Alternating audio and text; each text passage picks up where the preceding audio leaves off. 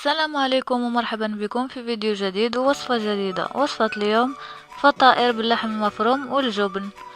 كنديرو جوج ديال الطوماط محكوكين في مقلة مع الزيت، مع زيت الزيتون.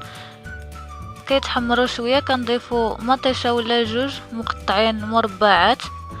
كنضيفو معلقه ونص ديال البابريكا تحميره.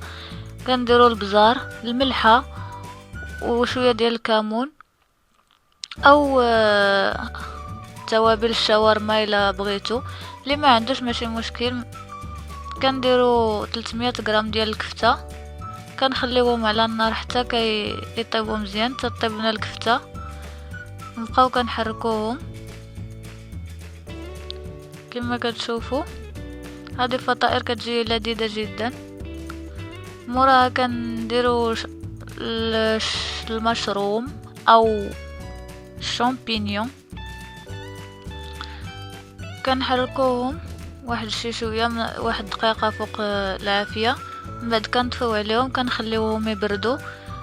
كنطلقوا العجل المورق بشكل مستطيل، ما يكونش رقيق بزاف وماشي غليظ، يعني متوسط. كنديروا الحشوه في الوسط، كنطلقوها في الوسط كما كتشوفوا بحال هكا. كنديروا الفرماج محكوك، ممكن لكم ديروا الموتزاريلا او البارميزان او الفرماج الاحمر، يعني اللي حبيتو. كنطويو الجناب ومن بعد كنلفوه بهذه الطريقه على شكل رولو. كنديروه في لاطا، كنكونوا ديجا سخنا الفران على 200 درجه. كندهنوه بالبيض وكنرشوه بالزنجلان حبات سمسم.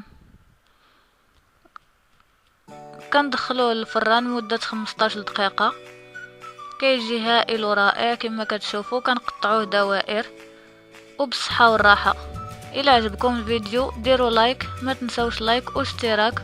وهذه بعض وصفاتي السابقه ممكن لكم تزوروها، وما تنسوش تابوناو في لاشين. السلام عليكم. لايك ازرق للوصفه اذا اعجبتكم. اشترك في قناتنا ليصلكم الجديد. اشتراككم في القناه يساعدنا.